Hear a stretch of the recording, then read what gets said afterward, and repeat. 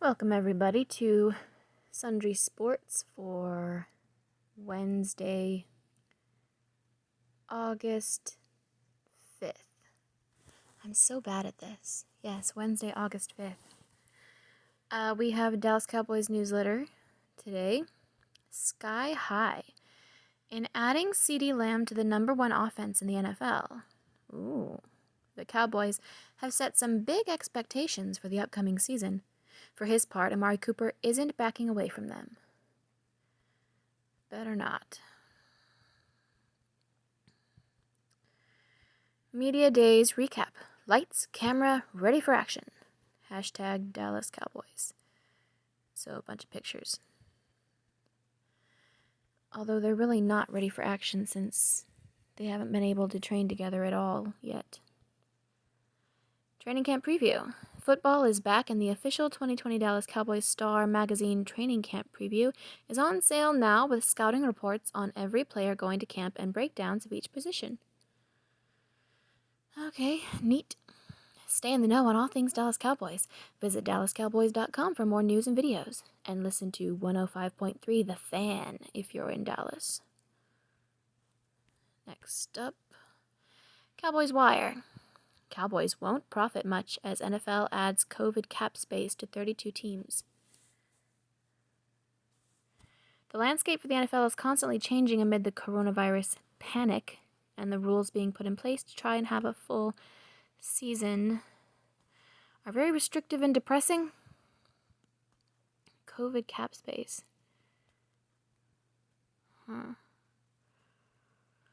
Siwo Olanilua, path to making Cowboys roster paved with opportunity. The Dallas Cowboys had their third player opt out of the 2020 season when fullback Jameez Olawale elected to sit out due to health concerns over blah blah blah blah blah. Cowboys news. Gallup leap in year 3. I read that yesterday. Actually, the headline was yesterday, but I actually read it, I think, the day before. Anyway, Michael Gallup, a dynamic slot option. Cooper, dominant outside. As long as the season doesn't get grounded, the air show in Dallas should be a blast to watch. Yep. Amari Cooper. Cowboys' expectations are for 33 1,000-yard receivers. Yeah, sounds good. COVID-19 ends Cowboys kicker competition. Yep, because they had to cut down to 80 players before training camp even started. COVID-19 tracker. Yes, players on Cowboys 2020 schedule who opt out or test positive. Prescott number 1 in 2016 redraft. Cowboys Elliott drops out of top 10. I'm getting really tired of reading the same old headlines over and over again. I know there's not much to write about, and what you do have to write about is sometimes really lame. I don't know. Just you could reduce the amount of headlines you put in your newsletter rather than make me see the same ones over and over and over again. Next up is the ESPN Daily. Good morning. To state the obvious, trying to play sports amid the coronavirus panic has a lot of downsides. Letting your life be completely manipulated and defined by a panic has downsides. But hearing MLB players hit home runs without fans is not one of them. Here's your ESPN Daily. Pac-12 protests the blueprint for college football progress. As college football continues to grapple with how to proceed with the season, with plans that vary among conferences throughout the country, a group of Pac-12 players published a document in the Players' Tribune with a list of demands surrounding a number of issues. Demands. Such arrogance. Player health and safety, wealth inequality, and racial injustice. I'm so sure. The players are threatening to opt out of the season if their concerns are not addressed to their satisfaction, posing an unprecedented challenge to the conference and the NCAA.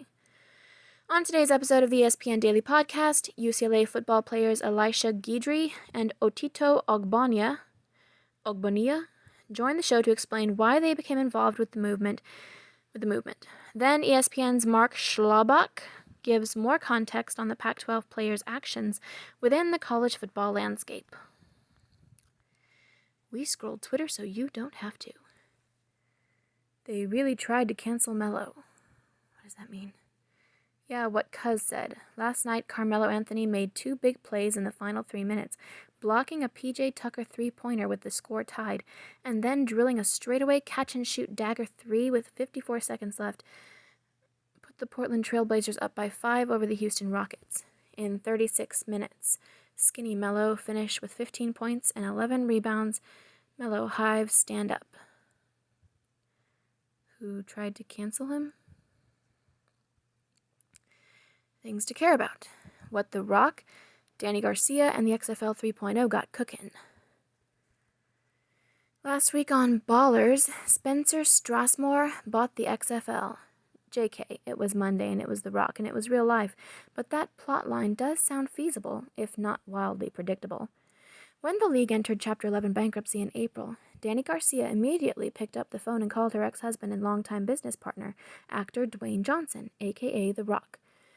Garcia was captivated the moment the XFL 2.0 kicked off in February.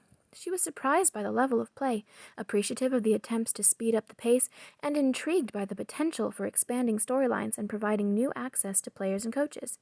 It was so natural, Garcia said. There was a moment in Dwayne's life when football was going to be his career. I'm a professional athlete myself. We do sports, we do entertainment. If you look at our resumes, everything points to this moment and opportunity for us to work with these athletes and to build this brand. Garcia and Johnson teamed with Jerry Cardinale, founder and managing partner of Redbird Capital Partners, to submit a bid worth $15 million, plus additional considerations for the league. While the agreement ensures a future for the brand, it still leaves plenty of questions regarding the timing and scale of football it will produce. Who is going to run the league? How will the league benefit from having a woman in ownership? No, that's not... Oh my god, that's not an important question. That's not... Why do you do this? How will the league benefit from having a woman in ownership?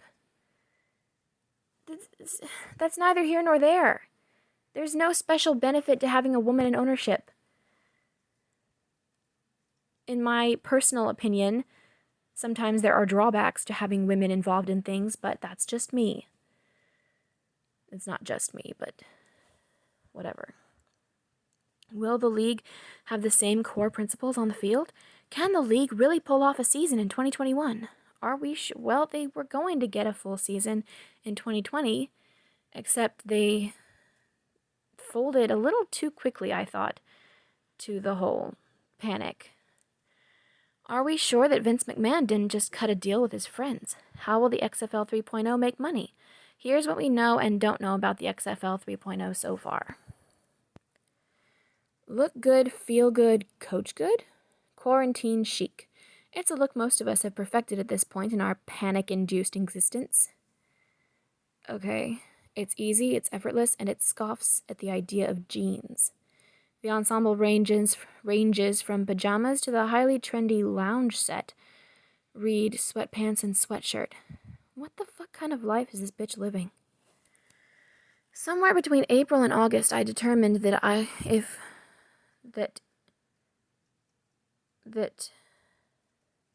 if I were wearing one of the aforementioned sets, I would counteract the fact I hadn't washed my hair in a week.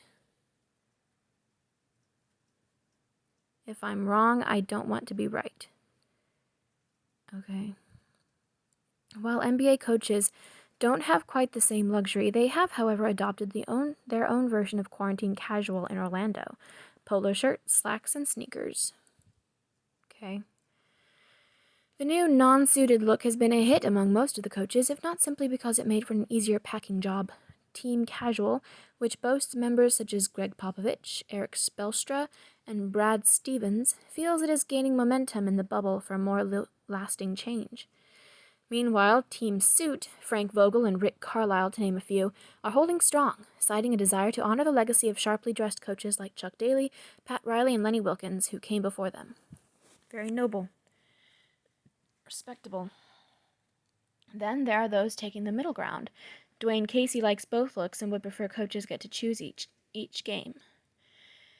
But several pro polo coaches conceded it might look awkward for a suit staff to face a polo staff.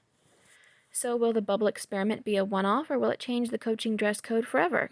It's too soon to tell, but you can go ahead and chalk the bubble up as a giant win for team casual. Ballin' in the bubble.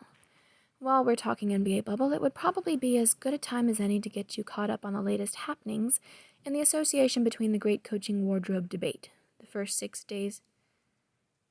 association beyond the great coaching wardrobe debate. The first 6 days of the restart have been filled with action.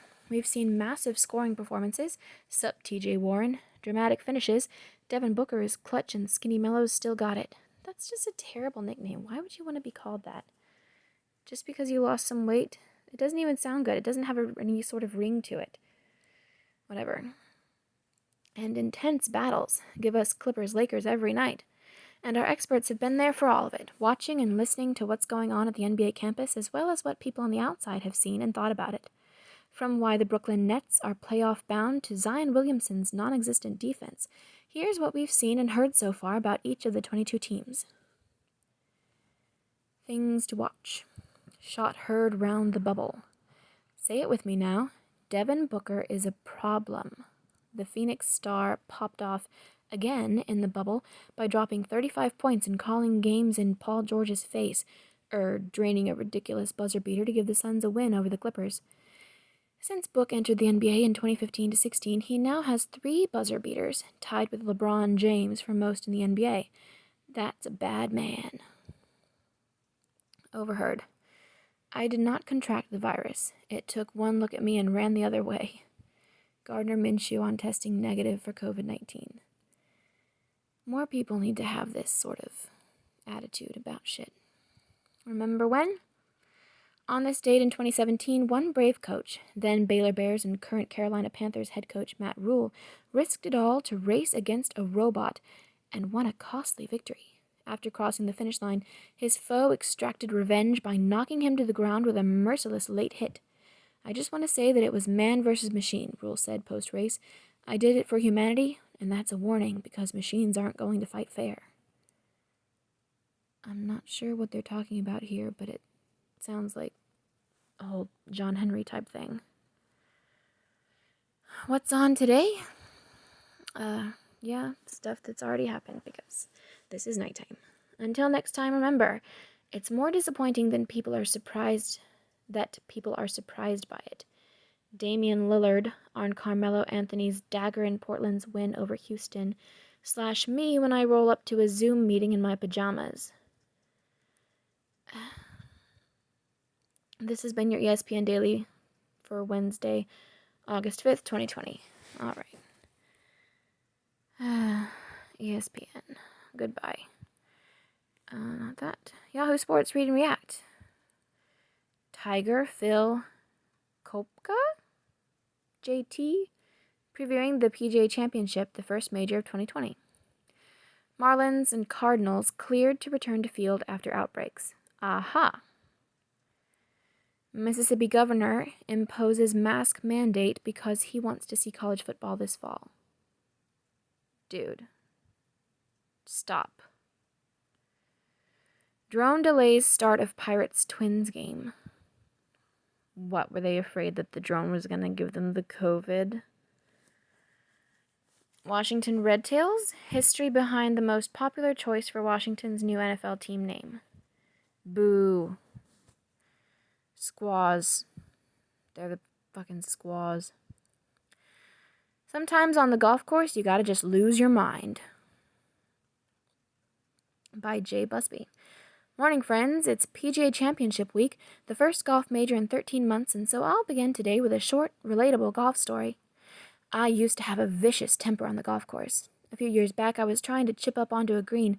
My shot arced beautifully and landed in the bunker on the far side of the green. I tried again, same result. A third attempt, a third failure, except this time I followed the ball by helicoptering my club over the green.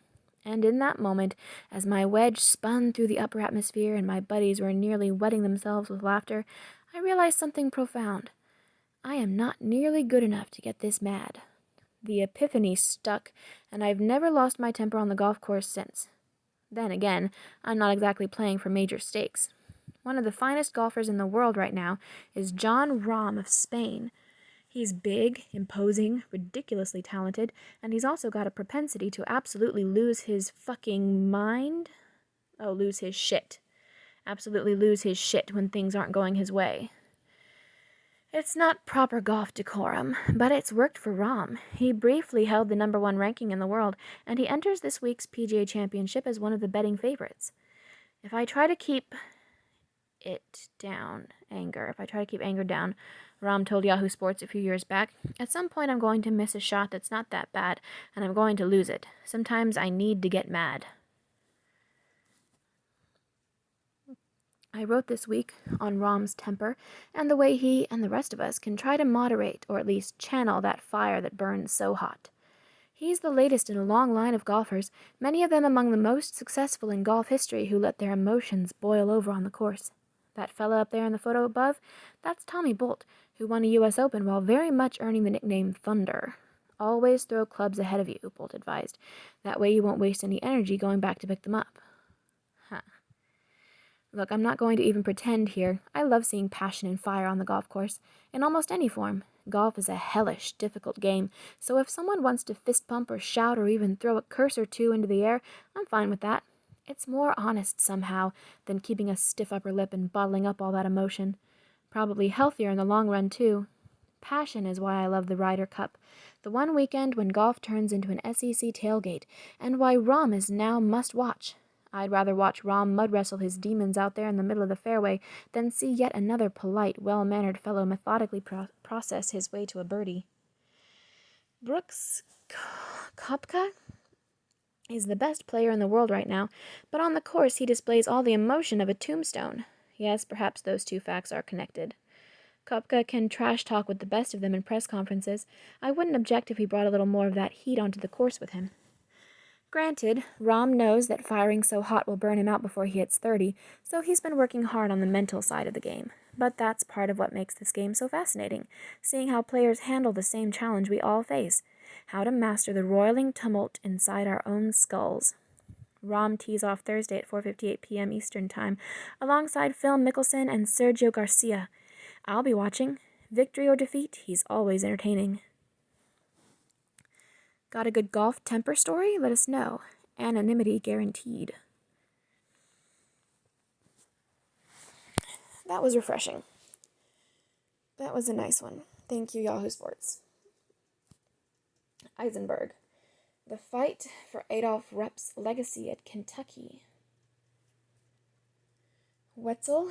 Stafford's false positive. Only the start of NFL chaos. False positive then, huh? Good, I suppose. Although, it'll be better to get it out of the way now. Young. Danny Garcia, The Rock's partner and new owner of the XFL. New part owner. Fun with closed captioning. That's a little harsh. Cleveland's probably a very nice team. What? Mike Clevenger. Starting pitcher for the Idiots. Oh. What? Wow. Is somebody gonna get fired? Thanks for reading today's issue of Read and React. And that's it for Sundry Sports. Thank you and good night.